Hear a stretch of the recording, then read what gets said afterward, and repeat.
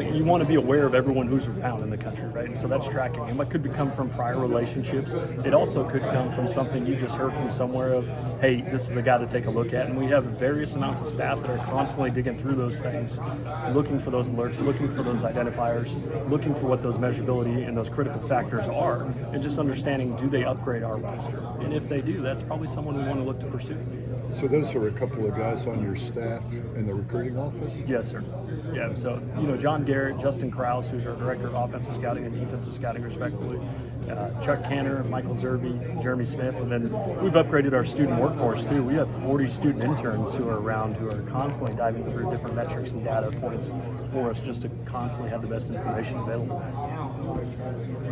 That's kind of surprising to me. 40 interns doing that? Yes, sir. You want to elaborate on that? What all do they do? Well, so a bunch of different things, right? We want to make sure we're efficient with our time, but also just how can we make it easy and the information accessible for our coaches so it's not spent for a job that could be taken in 30 minutes. Can we turn that down just for 5 minutes of their time, just so they have the best quality of information to make the best decision at that time?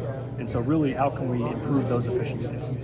So when a player enters the portal, how do you is there an alert that you get, or is there? We subscribe to a couple different services that do give us alerts. We also want to make sure we have a running list of what might be available throughout the country and just have an idea of like, hey, this is someone we might have had a prior relationship with. This is someone, hey, we may be interested if they go in. This is maybe someone who fell behind in the depth for whatever reasons. And so just keeping a running list of, hey, if this person does enter, we want to be first to know and first aware. And so there are a couple systems out there that do have alerts. Obviously, have your notifications turned on in every different social media aspect that you can. And so I don't care where the information comes from. I just want to make sure the information is accurate and so we can make the best decision moving forward. You came in almost a year ago now. I guess just what have you seen from the program differences-wise? What's different about the Florida State football program in the year or so that you've been here? Yeah, it's interesting. It's telling Coach the other day, like it seems like night and day compared to what it is. But you look at the work that's been put in across the way, right? Not just in recruiting, but also development, how hard these guys are working. Very excited and grateful for the future and opportunities that are ahead. And I think we're just that much further ahead with the continuity around what the processes we have in place and the foundation that was already laid before even I got here. And that all really credits back to Coach Norvell and the staff. I know you're not a self-serving dude, but just what did you bring into the program, and how do you think you've helped over this transition of the past year? I mean, I'm a small part of what's going on, right? And so it's never just about one person, right? My job is really just to try to add oil and try to improve inefficiencies and things of those deals.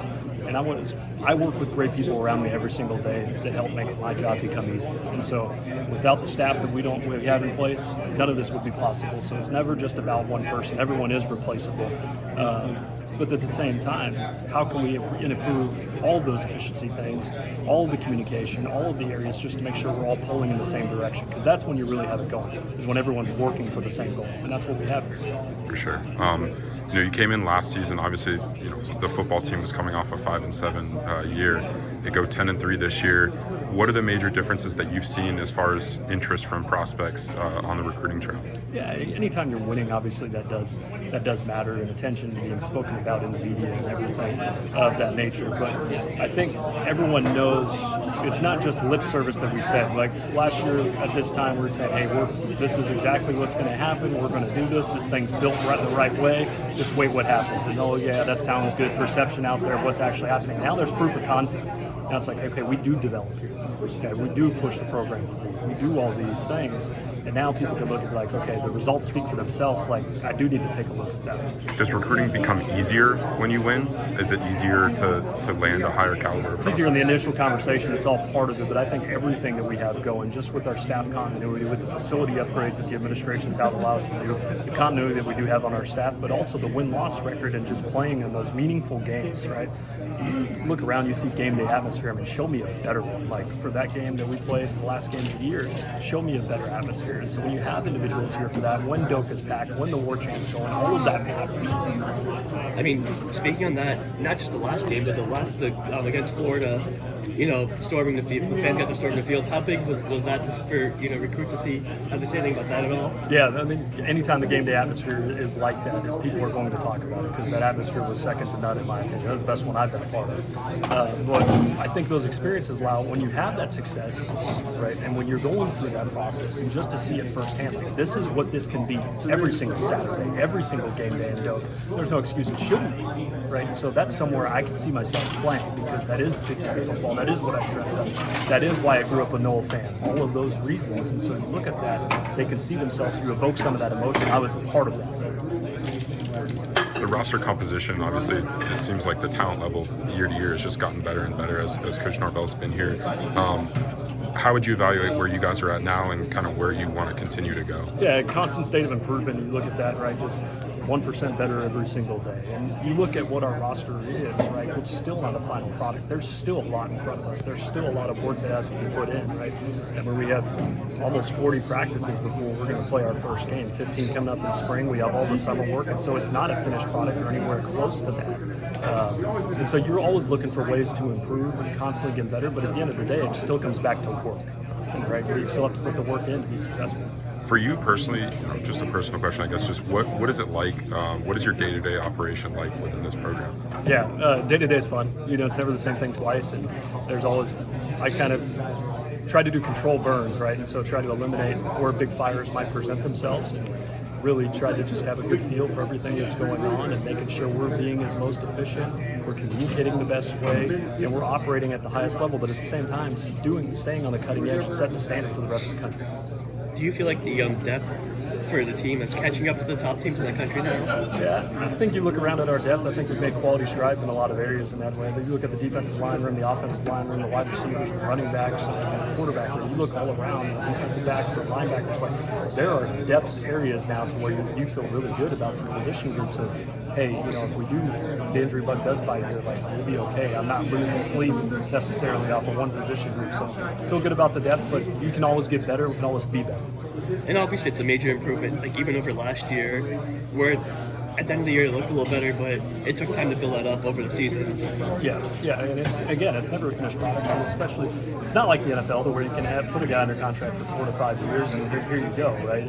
It's year to year, it's always evolving, and sometimes it's daily, sometimes it's just weekly, sometimes it's monthly.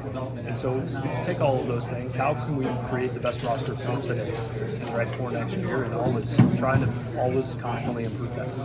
Do you like having the transfer portal windows now being in place December and then post-spring? Yeah, December's fun. There's a lot of moving parts in that month. You're trying to sign a class.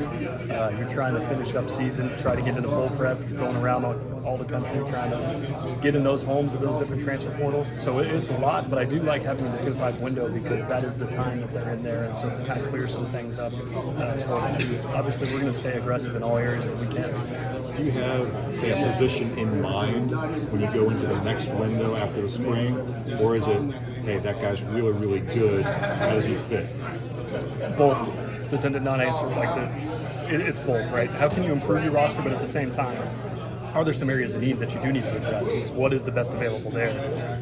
So both do matter. So again, how does that upgrade the total roster? Because every player has a value. It's not just, hey, is this a starter? Is this a 2D player? It's everyone on the roster from number 1 to 125. Everyone has that value because the number 1 player on the roster is playing against 125 and scouts. So that player provides value. So any chance we can improve any area of our roster, we're going to have to do so. Coach Norvell mentioned that you went out on the recruiting trail alongside him. Obviously not going into homes, but what was that experience like? Yeah, we spent a lot of time together. I feel a little safer about my job because I didn't lose it during that time. But I think we hit a multitude of states in a short amount of windows, and there's nonstop movement, but just the efficiencies and conversations that come up with the roster, the portal, the additions, and things of that nature, it helped improve our communication to that standpoint. It's something that I've done at other places as well. So one thing that I think is important, for the amount of time we would have stayed on the phone, we could be right next to each other and solving some of those things that come up. Was that an idea that you brought up to him as a possibility? Yes, it was. Thank you.